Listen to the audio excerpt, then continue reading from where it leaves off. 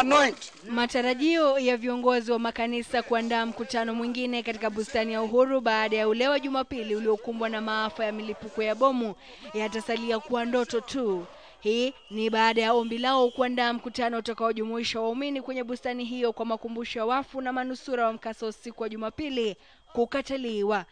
Ni uamuzi ambao umeonekana kuwakera viongozi hao wa kidini, wakidai kuwa hamna sababu zozote thabiti za kuwazuia kukutana kwenye bustani hiyo walioitakasa hapo jana tayari kwa mkutano wa kesho. Kukatazwa kuwa na mkutano pale Uhuru Park ni pigo kubwa, sio tu kwa kanisa bali kwa Wakenya wote, na sisi kama Wakristo tumefadhaishwa na jambo lile.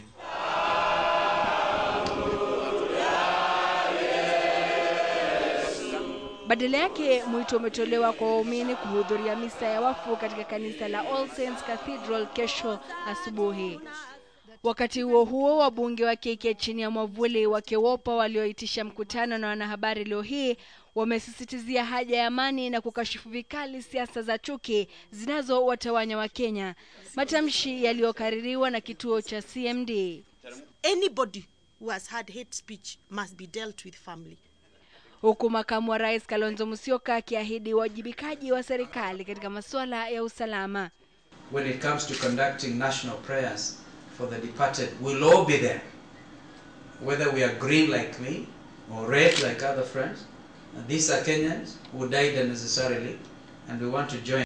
Awali kulikuwa na tishio la bomu chini ya kivukio cha reli karibu na kampuni ya General Motors, lakini kutokana na uchunguzi wa wataalamu wa mabomu, naibu mkuu wa polisi mkoa wa Nairobi Moses Ombati amethibitisha kuwa hakuna hatari yoyote katika barabara hiyo, huku akisema kuwa vifaa vilivyopatikana katika daraja hilo sio bomu.